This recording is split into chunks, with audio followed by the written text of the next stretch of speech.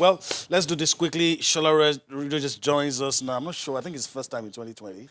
So, Happy New Year. Merry New Year. Oh, yeah. He's no longer happy. Both of that. Merry New Year. All right, thanks for joining us. It's really good to have you join us. It's a pleasure. There's a lot to talk about, but you just saw the Australia Open. Your thoughts in a few seconds? My thoughts, Coco Golf versus Naomi Osaka. Tasty. You know, there's no person that could have planned this, and I'm glad that it's going to happen.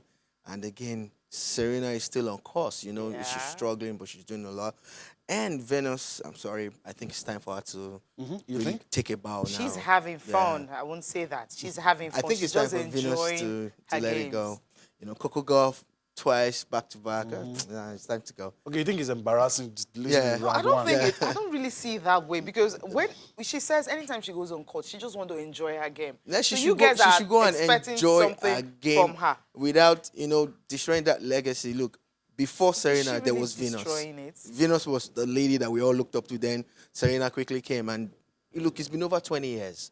You get? I think it's time for her to call it quits. I just want to watch her play. As long as you watch her play, and she crashes out in the first round all the time. It's a Grand Slam. Yes, the Grand Slam that she used to win. The Grand Slam. The kind that she used to win. Let her enjoy the moment. Venus already dividing opinions. All right. She should just call it a day, man. Okay. Where do we go from there? Okay, let's do a quick countdown to the Olympics and, of course, talk about stories related to the Olympics. 182 days to go, 6 months, just 6 months, and there it is. Of course, we started a countdown on this show talking about the Olympics. We'll let you know what is going on. All right, so that's it. Well, you keep it in your calendar somewhere. The days begin to roll by. So, Cecilia, let's updates. For the Olympics. The update is the fact that we're thinking we'll have 2 teams. I mean, the men and the women. That's talking about table tennis. But right now, for the table tennis, the team sport will not be having the ladies because they crashed out of the Tokyo 2020 qualifiers in Portugal. And they lost to Poland 3-0. Okay, they started the game with 2-0 loss deficit to Lei Kwan. Completed the 1-3, 11-9, 2-11, 4-11, and 9-11 comeback over Edem Ofeong in the first singles match. Efeong Janet were thinking, okay, that's going to be a daunting task for her, but then she just couldn't get a better one over Banjo Natalia in the second singles. And of course, Oshonaike and Efeong had to combine again, but they fell 3-0 in the doubles to Patia Natalia and Bayo Natalia. So officially, Edem Ofeong was able to start the game at 1-1 with Lei Kwan in the first singles match, but then the result means Team Nigerians were bundled out, falling in the first hurdle to Poland. Does it surprise you? I mean, knockout basis, the likelihood was very high. The possibility was there. What we had was hope, and a little bit of experience. Because Funke Oshonaike and Edem Ofeong, they've been around for a while. Funke longer than she is. Janet was like more or less like the younger, newer player and everything. This is, like I always like to say, and I know I'm sounding like a broken record, a true reflection of where we are. We couldn't get past Poland in the round of 32, so we couldn't even get to the first round. So that basically means that we're not going to have a team spot at the table tennis event of Tokyo 2020. But I'm still hoping somehow that there's a way for Funke as an individual to make it to Tokyo, because there's a record that she set at the previous Olympics, and before you know it now, she's about to do it again with Segun Toriola, which will make them global stars. So we lost out in the women's bit, but the men, how optimistic are you? I'm very, very, very optimistic. Look, Omotayo is on top of his game. Segun Toriola, at his age, is still balling. And of course the man himself, Bode Abiodun and Aruna Quadri. These are players who should be able to get the ticket for Nigeria, regardless of who they're most likely going to face the male team of Poland if they can get past Lithuania. Share again.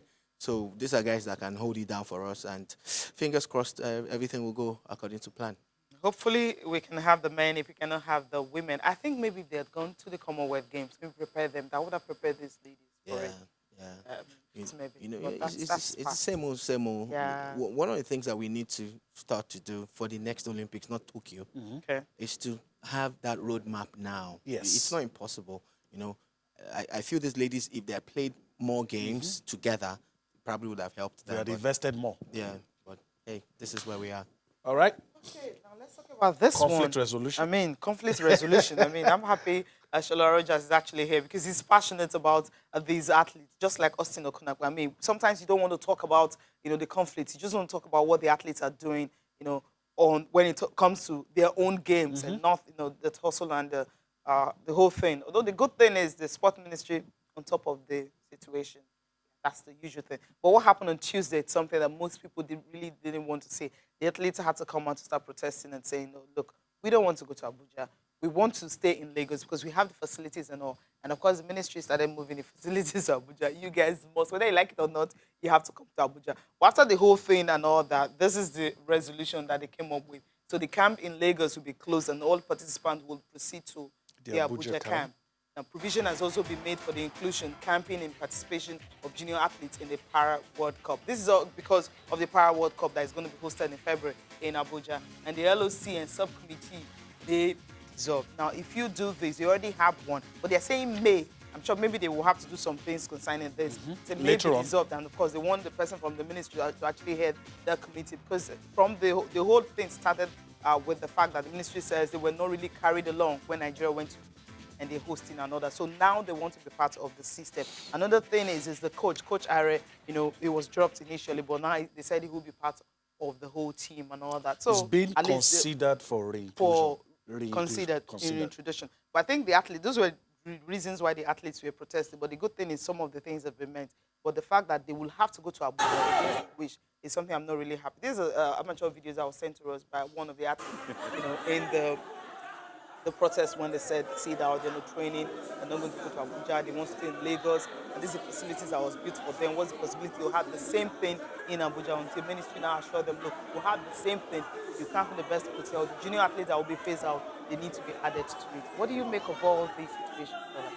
Well, it's actually interesting that this is happening to para-powerlifting. It's the same thing with many sports across Nigeria. And when these things happen, if handled well, it becomes the start of new things and better things for us as a sport-loving nation. Now, I know a little bit about how para-powerlifting works. The coach that they are trying to sideline or they want to kick out is para-powerlifting. Personified is the man who has used his own funds and his links to get a lot of these guys off the streets, into the gyms. If you get to the National Stadium, Surulere, where you find some people getting money from commercial bus drivers, these guys used to do that until this guy took them off the streets and into the gym. And a little bit of marketing and other things happening, they got a sponsor to fix that gym for them, And when it comes to winning laurels for Nigeria, they always deliver. We know that they spare our blushes all the time. Yeah. So it would be nice for the ministry to understand how these people operate and help them because they are great Nigerians doing great things for Nigeria. Moving them to Abuja is not a bad thing when they are guaranteed the fact that they will have all the things that they want in Abuja too. You get? But some of these things are unnecessary if we can make things work. But the ministry has the final say. They've done what they want to do. And helping them reconstitute the LOC might be a better thing too. Because now the input of the Ministry of Sports will be there because they say they've not been carried along, which is a wrong thing. Whoever has done that without working with the Ministry of Sports has done a major disservice to para-powerlifting. They are the overall supervisors of sports in Nigeria. And when you go to organize something at that level, you must carry them along. It's so. But don't you think it's actually really late for them to be saying all this? Because the competition is just in February, like few weeks to the time. This is something they could have. We've heard about this championship since like early last year, like around September. I don't October. think it's late. I Like, think it's better late than never. Why now? I think it's actually going to be a good thing on the long run because now with the involvement of the Ministry of Sports, things could get better. You know, the scope can be enlarged, and maybe some additional fundings too can be provided. Another thing is, why would you want to there are fears in many quarters, and I guess that's what I agree with Cecilia. There are fears in many quarters. Are we not shooting ourselves in the leg with just a few weeks to a major? I don't think so. I don't think so. I think it's just going to get better, because what it basically means is that as long as you do not disrupt the training program that's of the these question I guys, was going to ask, because they've been training in Lagos, and suddenly you're saying, whether You're they like it or uprooting not, them. you have to come to Abuja against their own wish. athletes know that they will function under whatever condition. But do you have to subject them to that? No, look. Knowing that they are special athletes. I don't have a problem with that. Okay. These guys are tough. They're resilient. If they have to go compete in a very, very tough place, they will go. Somewhere where there's no security guarantee, they will still go. We've seen how they've performed. So, Yeah. But should it be that way? Abuja is the capital city, or the capital of Nigeria, and that is the base of the Ministry of Sports. And they have insisted that, look, maybe they really want to spend more time with them and have a closer look at how things are being run, you know. I must say this on this table, and I must say it out there for the world to listen. The Minister of Sports has been very impressive with his approach. He has a pragmatic approach to handling things. Yes, some people take longer to understand how sports works in Nigeria. Some will never understand it. They will spend 3 years. I'm not mentioning names. They spend 3 years and they will not achieve as much as he's done in 6 months or less. So I want to give him the benefit of the doubt and see what happens when they get to Abuja, and see if all the promises that were made will be kept. Okay. When the promises are not kept, then we will come and say, why did you disrupt them in the first place? You know, so, but I feel that we should give him the benefit of the doubt. Okay. All right. Let's end it there, right? Yeah, we'll leave it there. And let's really take out the little matter of one of our girls doing big things. We always knew it was going to happen at some point. Before that, the handball. Okay, right? the handball. That's also good to take out of the way. We expected a lot of good things to happen. Quite didn't go our way, Shola. And what we have, it's our team beating Kenya in a game that we shouldn't be playing in the first place. Losers game, 30-14. I don't know if this will please a lot of people if I say, but that we're even on this stage is pleasing to me. Yeah. And it's coming on the heels of the little improvements we're seeing in the league. So that we are here. I don't like the fact that we've lost. I don't. The coach promised a lot before they left, but, you know, things happen. But that we are even here is a positive for me. I don't know if you agree. It is a positive, because I'm sure 4 years ago we couldn't be talking about this. Yeah. You get this as a result of what the federation has put in place. They have been very busy. You know, when they say hit the ground running, that's what the handball federation has done. I'm not disappointed in the result. I'm glad that we were able to even attend this tournament in the first place. And I'm glad that we put up a good show, even if we didn't go as far as we wanted. It's a good thing for us. All we need to do is continue to build from where we are. We shouldn't just come back now and disband the team. Scatter everything. No. Let them continue with what they're doing. And probably more improvement in the league. Most definitely. More tournaments, more competitions, more international exposure for the players. 2 years down the line, you will see that Nigeria will be top 2, top 3 in Africa. It's not impossible. All right. We have the talent. So what we need now is to harness structure and put the proper structures in place. Okay. All right. So, Cecilia, let me pass the ball to you, because I was eager to talk about this, but let me allow you to do that. Okay, talking about Chiamaka Nandozie, I mean, it's a good one. She was, to me, one of the best goalkeepers at the World Cup in France, just 19, and what she was able to accomplish, she got into that position. You know, no, how do I put it? No nerves. You know, she was calm all through all the games while she was at the post. So she's now the second Nigerian player playing in France. We have Zara Para-Powerlifting, so she's got someone to really learn from. Well, it's a top flight, and that's what really I'm happy about. She was playing for Rivers Angels. At the point, she wasn't even, their first choice, because Rivers Angels, when you're in that particular team, you like understand that it's like the national team. So very when you have Oluwaye, you understand that you can't even, there's also whites there, so many of them. So she wasn't even the top one. But the good thing is, those are 3 games that she played in France, where she was the star girl, who got to the round of 16. Virtually so many clubs have been like, okay, can we just have this girl? At first, I thought she was going to go to Spain, but then I think France is superb, right? Look, reward for hard work. When the story broke, I was we're waiting shock. for confirmation, right? We're like, is this real? true? Is this real? Until they confirm me just last night. From Rivers Angels Yeah. straight to Paris, and Paris FC. I'm so happy because this is a result of the hard work that she put in. Most times when I hear her name now, I remember that they were the guinea pigs for VAR. Yeah. Are you on the line? Off it. How she was treated wrongly by the referees at the World Cup. Yeah. Because the things that she was cautioned for that cost Nigeria a goal or two. We've seen other people. A lot of people are getting away with it now. Now, even in EPL. So she was a pioneer in that area. And she's young, 19 and all of that. So this is clean. They keep a clean sheet. This is beautiful for Nigerian sports. This is beautiful for Nigerian women.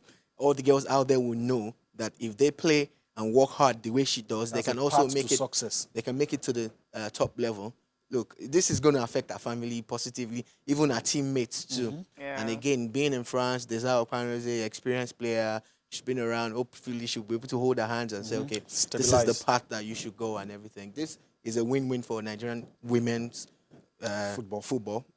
And I pray we have more of this. All right. Absolutely, more of it, because I'm just looking at how she started. Remember, the waffle, she was there when we won it. And also, after 12 years, we've not won a gold medal at the All-African Games. She was also there when we won that. So, more laurels for her. For real, man. She's looking good right now. I'm so happy. Yeah, 18 months still. So, we'll see how this is going to pan out. Hopefully, she can grow to just become one of those top stars. Fingers crossed again, man. I just pray that this girl, because she has so much potential. Yeah, so obvious. Much. It's just so much. All right, so let's travel abroad now and talk about the English Premier League. Let's really take a look at results from the English Premier League. Then we'll come back to talk about some of the important things from implication of those results. Leicester City 4-1 victory over West Ham United. Leicester are back to winning ways. Okay. I'll let Cecilia say what she just said that you did here. Leicester back to winning ways. Tottenham was a struggle. They beat Norwich 2-1.